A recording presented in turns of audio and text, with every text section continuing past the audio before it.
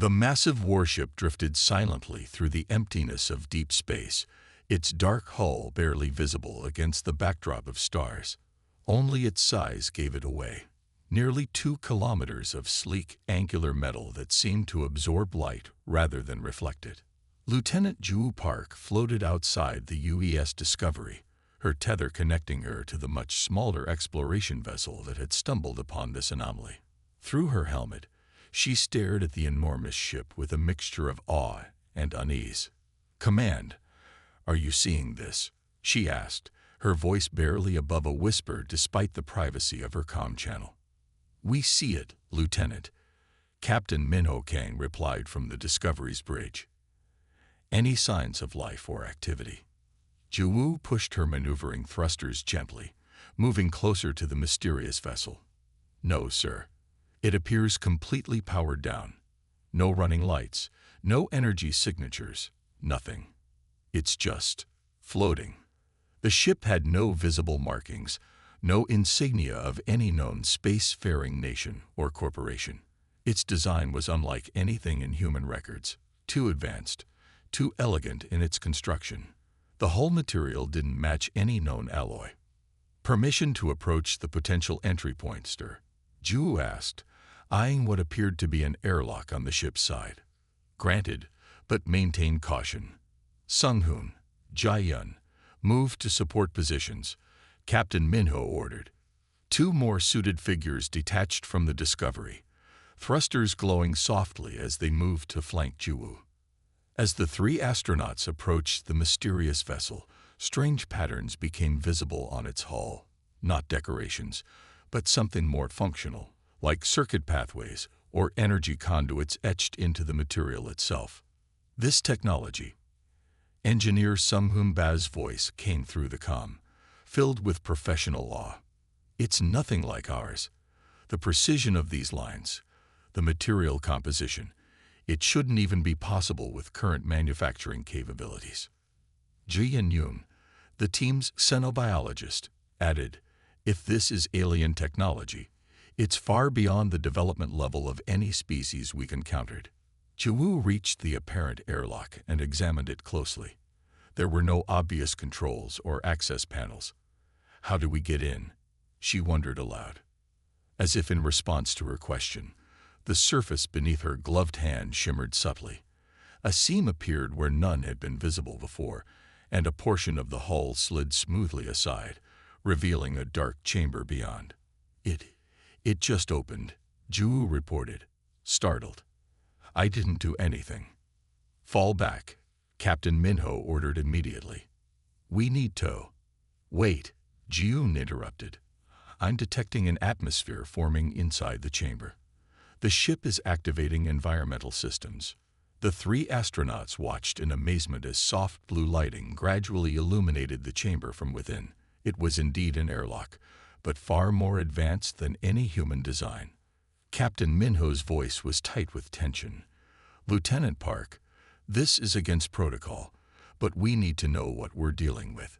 Take your team inside, but be ready to evacuate at the first sign of trouble." "Understood, sir," Ju replied. She led her team into the airlock, which sealed behind them with the same silent efficiency with which it had opened. Inside, the ship was a marvel of engineering.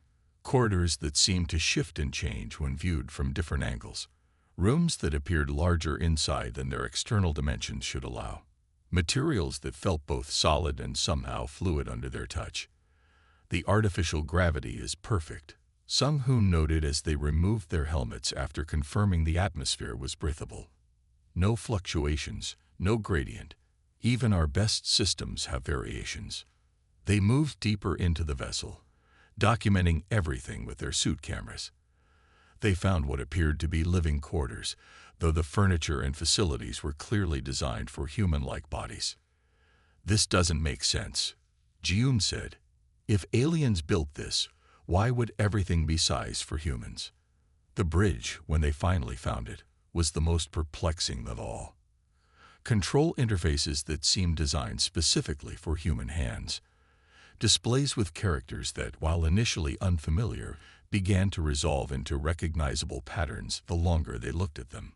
It's adapting to us, Sun Moon realized. The ship is learning our language in real time. As if triggered by his understanding, the main view screen on the bridge flickered to life. Lines of text appeared, forming and reforming as the ship refined its translation. Temporal displacement as UCCE as FUL. Systems in STNDBY mode. Awaiting authorized command PRSONAL. Welcome, Lieutenant JIWO Park. Juwu froze. How does it know my name? My rank. Before anyone could respond, a holographic projection appeared in the center of the bridge. A detailed three-dimensional star map of human-controlled space, but with additions and alterations that made no sense. Colonies on worlds humans had not yet reached. Military outposts in systems that were currently unexplored.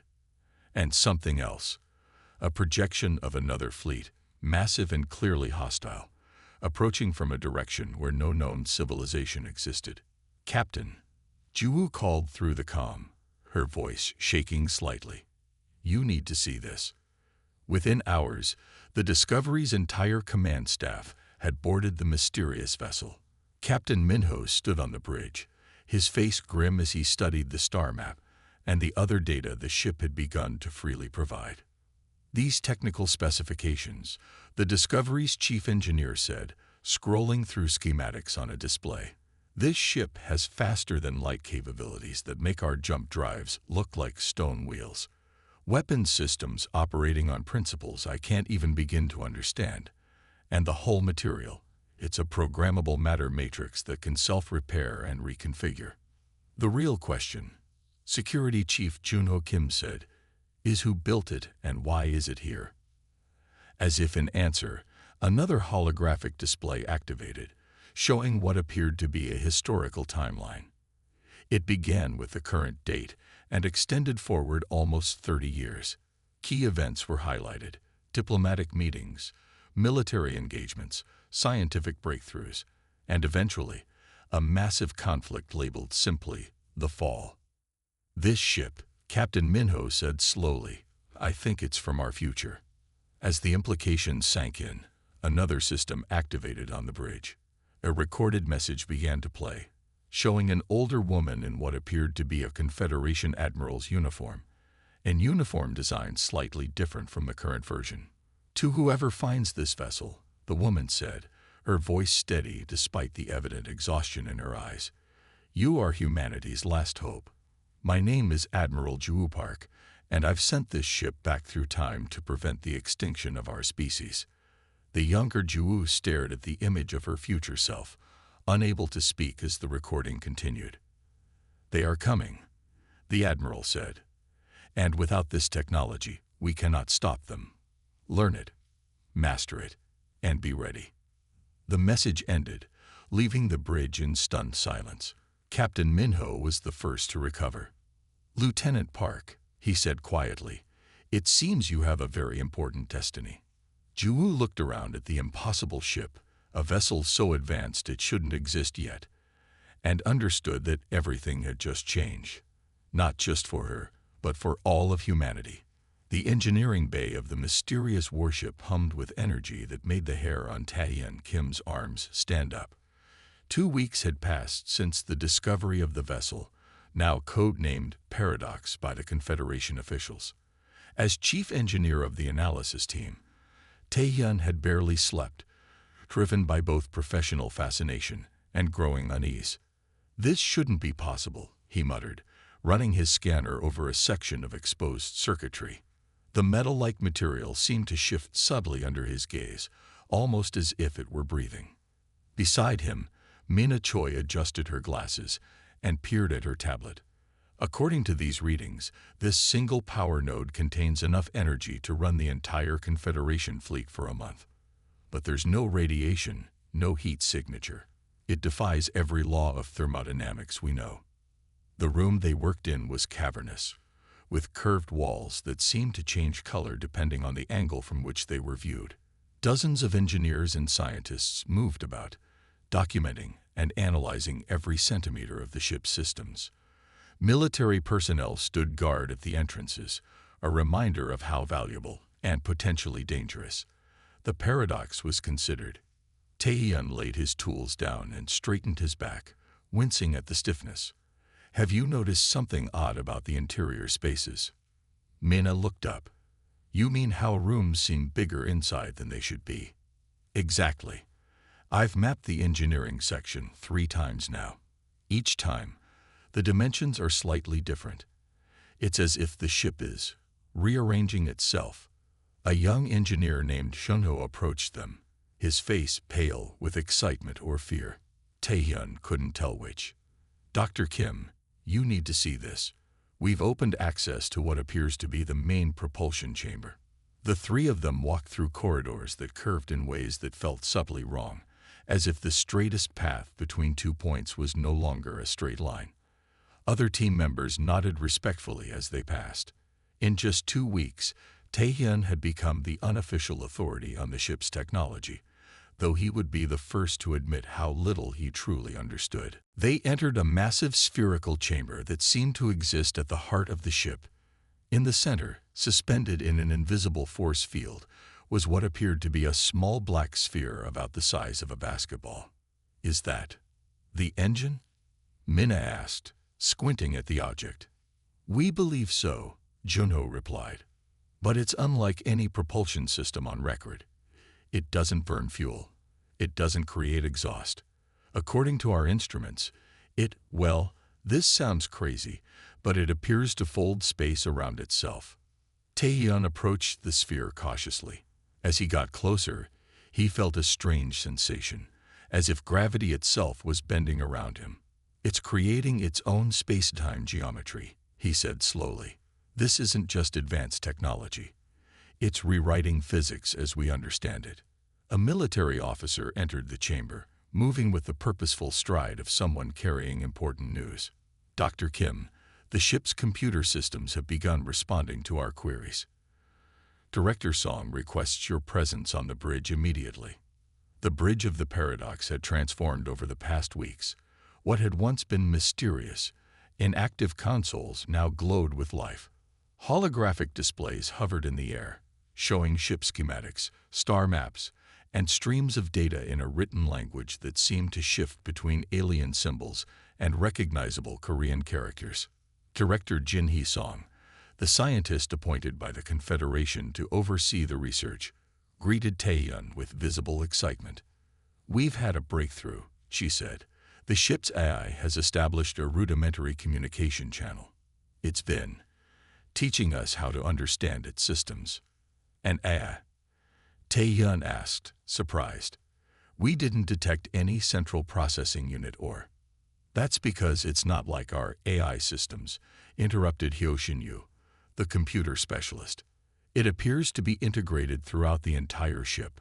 The hull, the circuitry, even the atmosphere regulation systems, they're all part of a single, massive distributed intelligence."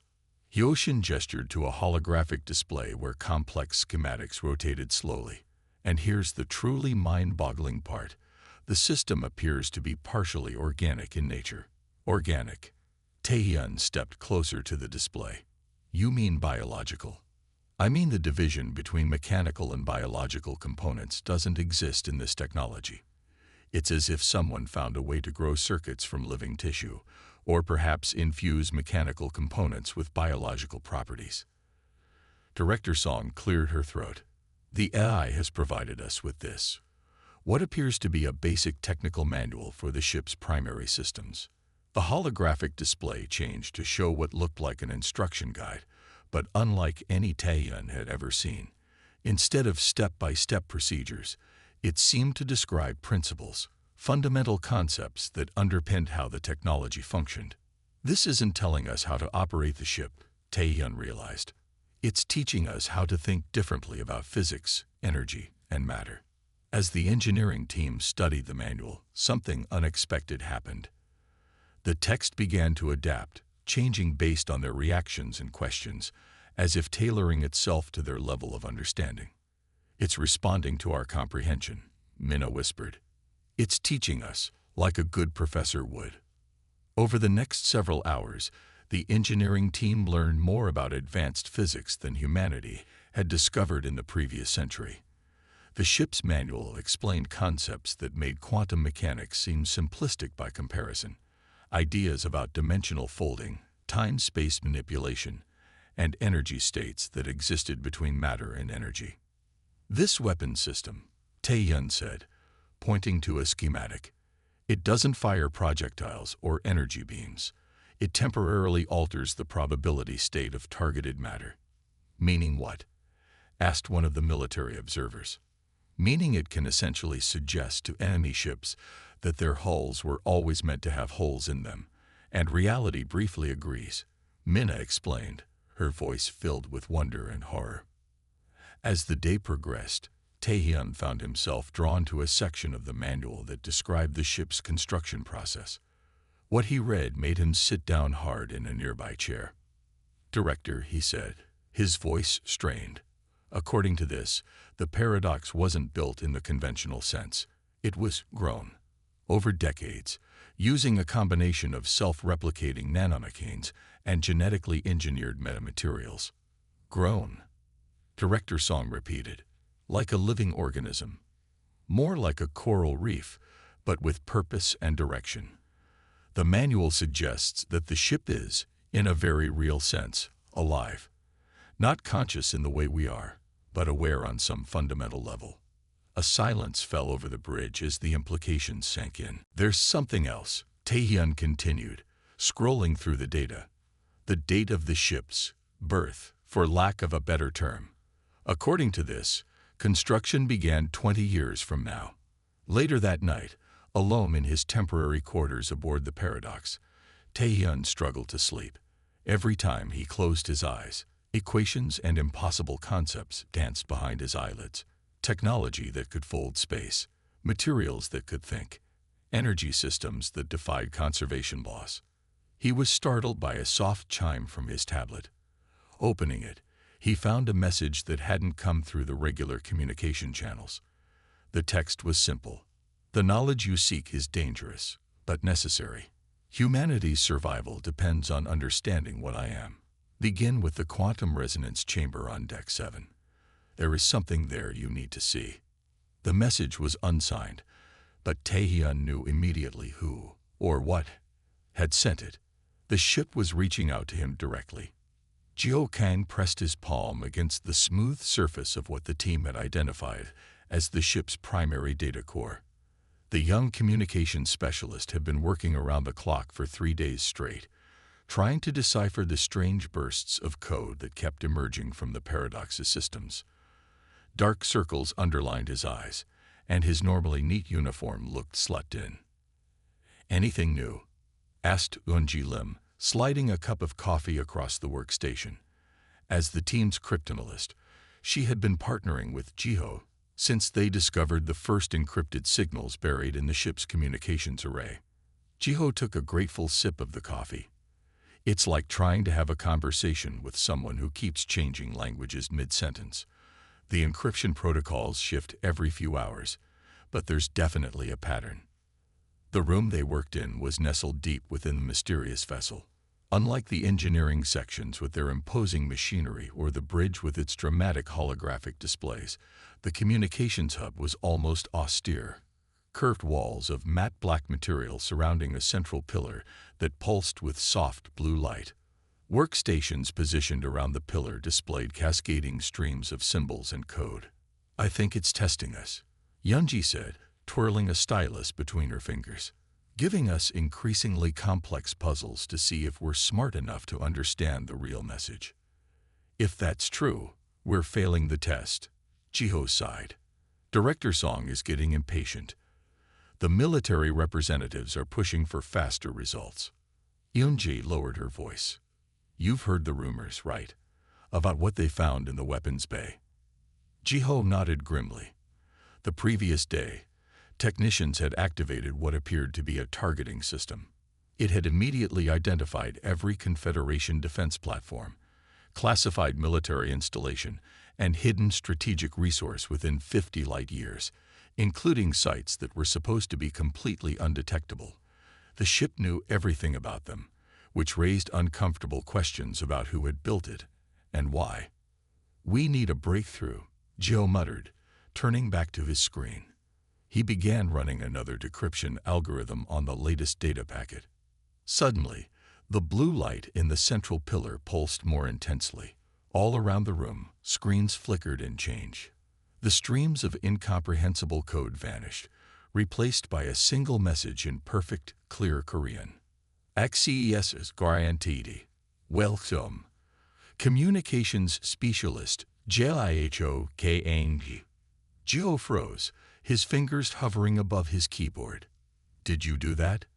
he asked Yoonji, who shook her head, looking equally stunned. "I think the ship just recognized you," she whispered. Before Gio could respond, the screens changed again. Data began to pour across them. Star charts, technical schematics, military analyses. The information was presented in neatly organized folders and files, as if someone had prepared a comprehensive briefing package. "It's giving us everything," Yoonji said, her eyes wide as she scrolled through the files. "Ship capabilities, tactical assessments, intelligence reports on..." "Wait, what is this?" She had opened a file containing detailed information about a species called the Archelians, comprehensive biological data, cultural analyses, military capabilities, and planetary locations. The problem was, humanity had never encountered any alien civilization called the Archelians. According to this, Gio said, reading over her shoulder, first contact with the Archelian Dominion is scheduled to occur 16 months from now, when one of our deep space exploration vessels encounters their forward scout ship near the Ta City system. "There's something else," Taehyun continued, scrolling through the data. "The date of the ship's birth, for lack of a better term. According to this, construction began 20 years from now." Later that night, alone in his temporary quarters aboard the Paradox, Taehyun struggled to sleep. Every time he closed his eyes, equations and impossible concepts danced behind his eyelids. Technology that could fold space, materials that could think, energy systems that defied conservation laws. He was startled by a soft chime from his tablet. Opening it, he found a message that hadn't come through the regular communication channels. The text was simple. "The knowledge you seek is dangerous, but necessary. Humanity's survival depends on understanding what I am. Begin with the quantum resonance chamber on Deck 7. There is something there you need to see." The message was unsigned, but Taehyun knew immediately who, or what, had sent it. The ship was reaching out to him directly. Jiho Kang pressed his palm against the smooth surface of what the team had identified as the ship's primary data core. The young communications specialist had been working around the clock for 3 days straight, trying to decipher the strange bursts of code that kept emerging from the Paradox's systems. Dark circles underlined his eyes, and his normally neat uniform looked slept in. "Anything new?" asked Eunji Lim, sliding a cup of coffee across the workstation. As the team's cryptanalyst, she had been partnering with Jiho since they discovered the first encrypted signals buried in the ship's communications array. Jiho took a grateful sip of the coffee. "It's like trying to have a conversation with someone who keeps changing languages mid-sentence. The encryption protocols shift every few hours, but there's definitely a pattern." The room they worked in was nestled deep within the mysterious vessel. Unlike the engineering sections with their imposing machinery or the bridge with its dramatic holographic displays, the communications hub was almost austere, curved walls of matte black material surrounding a central pillar that pulsed with soft blue light. Workstations positioned around the pillar displayed cascading streams of symbols and code. "I think it's testing us," Yoonji said, twirling a stylus between her fingers, "giving us increasingly complex puzzles to see if we're smart enough to understand the real message." "If that's true, we're failing the test," Jiho sighed. Director Song is getting impatient. The military representatives are pushing for faster results. Yoonji lowered her voice. "You've heard the rumors, right? About what they found in the weapons bay?" Jiho nodded grimly. The previous day, technicians had activated what appeared to be a targeting system. It had immediately identified every Confederation defense platform, classified military installation, and hidden strategic resource within 50 light years, including sites that were supposed to be completely undetectable. The ship knew everything about them, which raised uncomfortable questions about who had built it and why. "We need a breakthrough," Joe muttered, turning back to his screen. He began running another decryption algorithm on the latest data packet. Suddenly, the blue light in the central pillar pulsed more intensely. All around the room, screens flickered and changed. The streams of incomprehensible code vanished, replaced by a single message in perfect, clear Korean. Access granted. Welcome. Communications Specialist, Jiho Kang. Jiho froze, his fingers hovering above his keyboard. "Did you do that?" he asked Yoonji, who shook her head, looking equally stunned.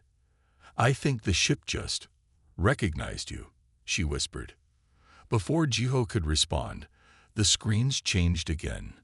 Data began to pour across them. Star charts, technical schematics, military analyses. The information was presented in neatly organized folders and files, as if someone had prepared a comprehensive briefing package. "It's giving us everything," Yoonji said, her eyes wide as she scrolled through the files. "Ship capabilities, tactical assessments, intelligence reports on." "Wait, what is this?" She had opened a file containing detailed information about a species called the Archelians, comprehensive biological data, cultural analyses, military capabilities, and planetary locations. The problem was, humanity had never encountered any alien civilization called the Archelians. According to this, Geo said, reading over her shoulder, first contact with the Archelian Dominion is scheduled to occur 16 months from now, when one of our deep space exploration vessels encounters their forward scout ship near the Ta City system. They stared at each other, the implications sinking in. If this data was accurate, the Paradox wasn't just a ship from the future. It was carrying detailed intelligence about events that hadn't happened yet.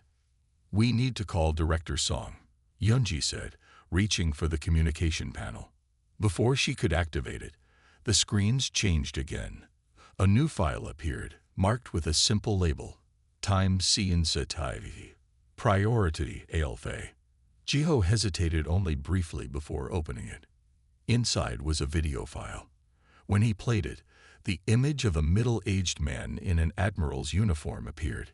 His face was haggard, with a long scar running from his left temple to his jaw. Behind him, alert sirens flashed silently. "This message is encoded specifically for the first Discovery team," the man said, his voice steady despite the chaos visible in the background. "My name is Admiral Junho Lee, Chief of Confederation Defense. Date stamped July 15, 2053. If you're seeing this, then the Paradox has successfully navigated the temporal fold and reached your time." Yoonji gasped. The current year was 2028. The message was coming from someone 25 years in the future. "I'll be direct," Admiral Lee continued. "Our civilization is facing extinction. The war with the Archelian Dominion has gone catastrophically wrong. Their biogenic weapons have reduced Earth's population by 60%. Our colonies are falling one by one. This ship, the Paradox, represents our last hope." The Admiral's image was replaced by technical schematics and strategic analyses. "We've loaded this vessel with everything you need: advanced technology, tactical information, and most crucially, a complete understanding of Archelian biology, culture, and psychology. With this knowledge, you can pursue a different path than we did. Perhaps peaceful contact, perhaps controlled military deterrence, but whatever you choose, you must be prepared." The Admiral's face returned, now closer to the camera. "There is, however, a price for this knowledge. The temporal mechanics that allow this ship to exist in your time are complicated. Paradox is aptly named. By sending it back, we've created a new timeline branch. Your future is no longer constrained to become our present, but the ship itself exists in a state of temporal flux. It requires specific individuals to operate, individuals whose temporal signatures are woven into its very fabric. A list of names appeared beside the Admiral, with Jiho's prominently displayed, along with others he recognized from the research team. Ta-Hyun Kim, Ju Park, Yoonji Lim, and several more. You are not merely the Discovery team, Admiral Lee said gravely. You are the designated crew. The Paradox has chosen you because in our timeline, you were its builders, its designers, its commanders. The ship recognizes your genetic code, your brainwave patterns, because in a very real sense, it knows you better than you know yourselves. Jiho and Yoonji looked at each other, speechless. Finally, the Admiral concluded, there is an encryption key embedded in this message. It will unlock the ship's full capabilities when the time is right. That time will be determined by the ship itself, based on its ongoing analysis of your timeline's development. Trust the Paradox. It was built by the best of humanity. By you, to save humanity. The message ended, leaving the room in stunned silence. After several long moments, Yoonji found her voice. We need to tell the others. Jiho nodded slowly, still processing the implications, not just about the message, about everything. The Arkelians, the war, the fact that apparently we're all destined to build this ship in some alternate future. As they gathered their data tablets to leave, all the screens in the room suddenly displayed a new message.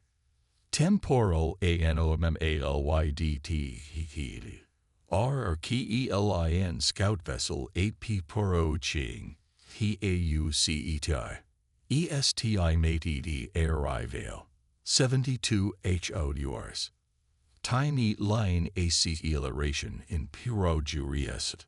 That's not possible, Yoonji whispered. The message said first contact was 16 months away. Jiho stared at the screen, a chill running down his spine. Unless something's changed. Unless our discovery of the Paradox has already altered the timeline. The blue light in the central pillar pulsed once, twice, 3 times, almost like a heartbeat. The ship was trying to tell them something. Their future had arrived early. The Confederation Council chamber had never felt so tense. 17 of the most powerful people in human space sat around the oval table, their faces illuminated by the harsh light from above. At the head of the table, President Minho Ryu rubbed his temples, feeling the weight of the decision before them. Let me understand this clearly, he said, his voice cutting through the murmurs. This ship, this Paradox, is from our own future. A future where we are losing a war against an alien race we haven't even met yet.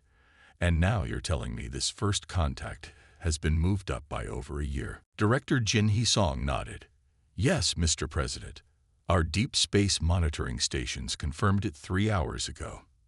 An unknown vessel matching the Arkelian signatures from the Paradox database has entered the TOF CD system. It's moving cautiously, but its trajectory suggests it's conducting a systematic survey. The defense minister, a stern woman named Sujin Kwon, leaned forward. We've quietly dispatched the cruiser Dauntless to observe from a distance. They have strict orders not to engage or reveal themselves. Around the table, council members exchanged worried glances. The information downloaded from the Paradox had been distributed among them, and each had spent the past 48 hours reviewing the future that might await humanity. What are our options?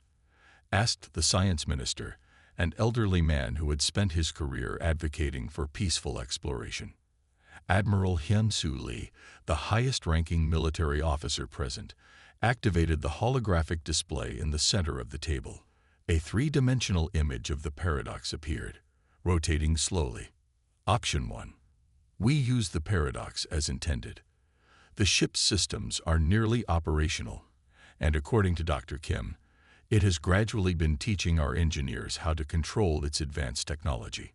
We could deploy it immediately as a show of force, and risk starting the very war we're trying to prevent, interrupted the Commerce Minister.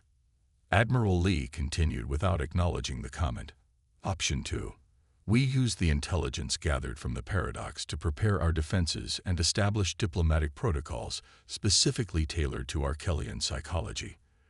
We approach first contact cautiously, from a position of knowledge if not strength.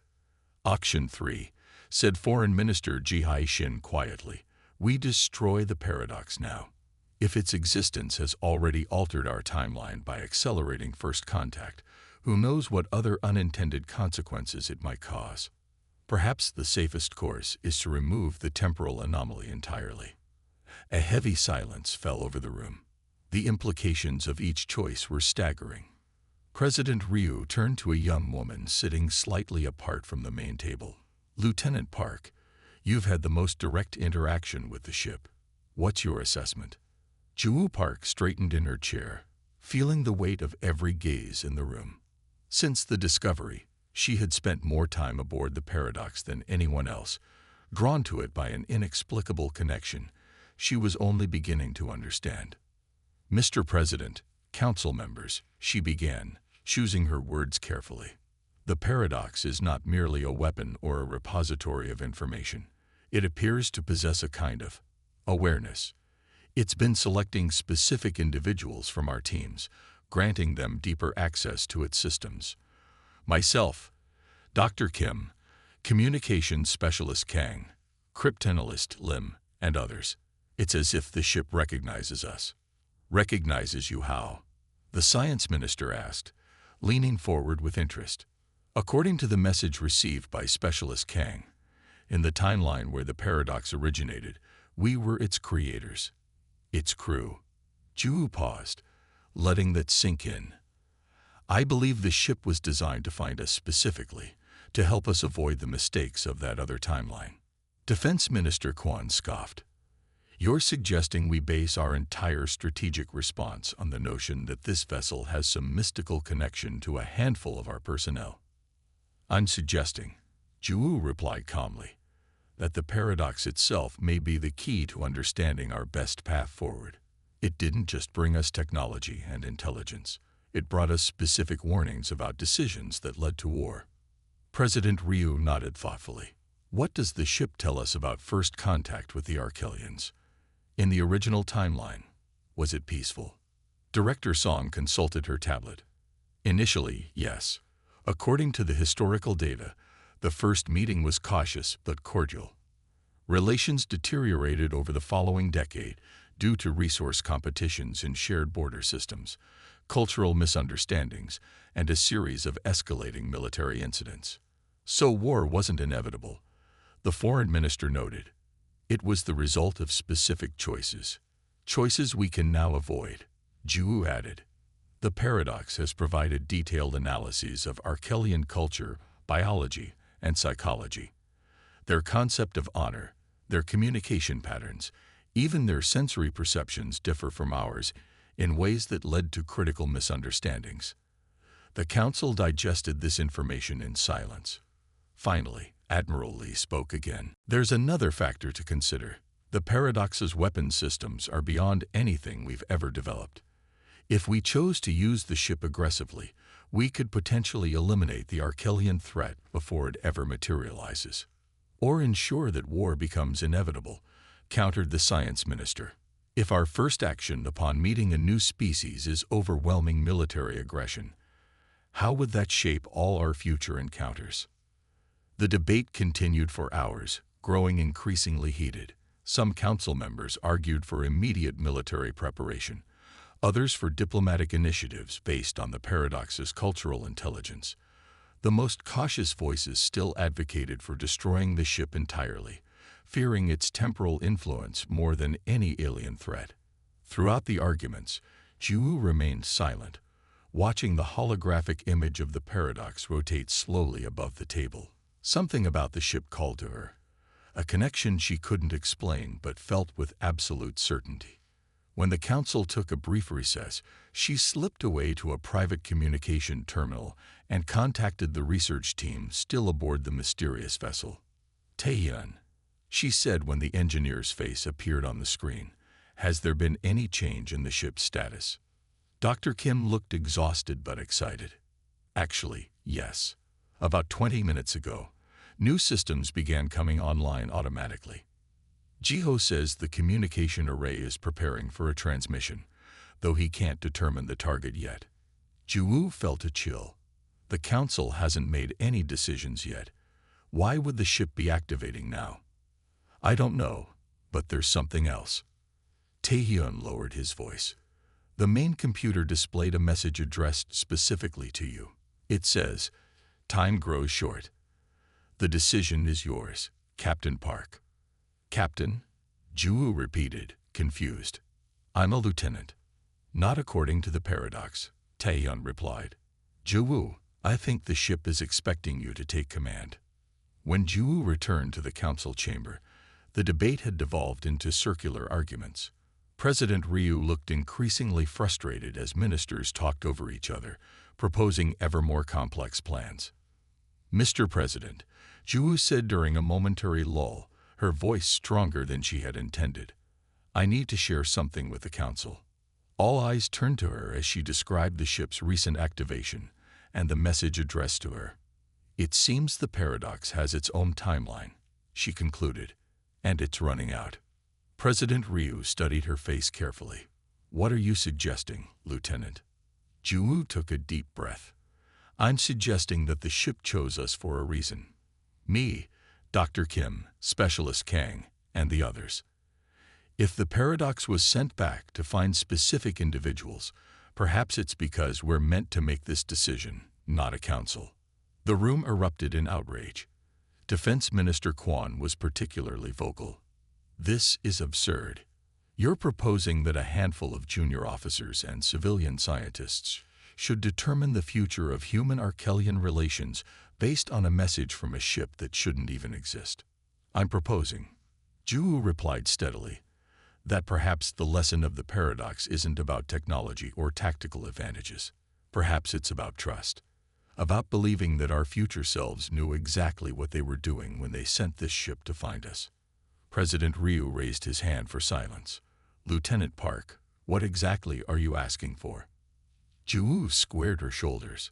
"Permission to take the designated team aboard the paradox and make contact with the Arkelian scout ship, using the protocols and knowledge provided by the ship itself." The request hung in the air like a physical thing. For a long moment, no one spoke. Then, from an unexpected quarter, came support. Admiral Lee nodded slowly. "The paradox clearly has capabilities we don't fully understand. If it's chosen specific people to interface with its systems, perhaps we should trust its judgment." President Ryu closed his eyes briefly, weighing the options. When he opened them, his decision was made. "Lieutenant Park, you have 48 hours to prepare your team. The paradox is yours to command." Juwu Park stood on the bridge of the paradox, her hands resting lightly on the command console. The ship hummed beneath her feet, a living thing eager for action after its long sleep. Through the main viewport, the stars looked oddly bright, as if she were seeing them with new eyes. "Captain," Taehyun called from the engineering station, still stumbling over her new rank, "all systems are online. The temporal drive is stabilized." Juwu nodded, feeling strangely calm despite the enormity of what they were about to attempt. In the 36 hours since President Ryu had given them control of the paradox, the ship had transformed from a mysterious artifact to a fully operational warship. It had guided them through its systems with patient instruction, teaching them to operate technology that shouldn't exist for decades. "Jiho, open a channel to the Dauntless," she ordered. "Let's inform Admiral Choi we're ready to proceed." The young communications specialist worked his console with growing confidence. "Channel open, Captain." Admiral Dongwen Choi's weathered face appeared on the main screen. He had been skeptical of their mission at first, but the paradox's capabilities had gradually won his respect. "Lieutenant, excuse me, Captain Park," he corrected himself. "The Arkelian vessel has maintained its position at the edge of the TAW-CD system. Our sensors indicate they've detected the Dauntless, but they've made no aggressive moves. Are you certain this is the best approach?" Juwu glanced at Yunji, who nodded encouragingly from the tactical station. "The paradox's data is clear. Admiral, the Arkelians respect strength, but are suspicious of deception. A direct approach with a clear display of our capabilities will establish the right tone for first contact. Very well. The Admiral didn't look entirely convinced. The Dauntless will maintain position as ordered. Good luck, Captain Park. For all our sakes. As the communication ended, Ju turned to her impromptu crew. 6 individuals chosen by the paradox itself. None had held command positions before. None had trained for first contact protocols. Yet somehow, standing at their stations on this impossible ship, they looked as if they had been preparing for this moment their entire lives. Navigation. Ju said to Min Seo-yoon, a former shuttle pilot who had been working as a technician on the Discovery when the paradox was found. Take us into the Tav City system. Direct approach to the Arkelian vessel. 1/4 power. 1/4 power, Min-seo replied, her fingers dancing across controls that had been incomprehensible 2 days ago. The paradox moved with impossible grace. There was no sensation of acceleration, no vibration or thrust. One moment they were near Earth. The next, they were streaking through space faster than any human vessel had ever traveled. Arrival in 3 minutes, Min-seo reported. The Arkelian ship has detected us. They're powering weapon systems. Ju felt a momentary doubt. The intelligence from the future had outlined this moment in detail, but now that it was happening, the stakes seemed overwhelming. One mistake could start the very war they were trying to prevent. Defensive systems online, Yoonji reported calmly, but inactive as instructed. Open a channel when we're in range, Ju ordered. Prepare the greeting sequence exactly as programmed. The paradox slowed as it approached the Arkelian scout ship, a sleek, bronze-colored vessel with what appeared to be organic components integrated into its metallic hull. It was beautiful in an alien way, with flowing lines and structures that served purposes human engineers couldn't begin to guess. We're in position, Min-seo announced. 500 kilometers separation. Their weapons are fully charged, Yoonji added. Multiple targeting systems locked on us. Ju took a deep breath. Jiho, begin transmission. The message they sent was unlike any first contact protocol in human history. Based on the paradox's detailed knowledge of Arkelian culture, it began with a mathematical sequence establishing intelligence, followed by a specific pattern of light pulses that, according to the ship's database, would be recognized as a formal greeting in the Arkelian honor tradition. For nearly a minute, there was no response. The Arkelian ship remained motionless, weapons ready. Then suddenly, a return signal flashed across Jiho's console. They're responding. The pattern matches what the paradox predicted. It's a formal acknowledgement. Tension on the bridge eased slightly. The first hurdle had been cleared. Move to Phase 2, Ju ordered. The paradox transmitted a series of images and symbols carefully designed to establish peaceful intent while simultaneously demonstrating technological sophistication. It was a delicate balance, showing enough strength to command respect without appearing threatening. This time, the Arkelian response came more quickly. A similar series of images, but with subtle variations that Jiho quickly identified thanks to the ship's translating systems. They're curious, he reported. They're asking who we are and how we know their greeting protocols. Ju nodded. This was the critical moment. Send the proposed response.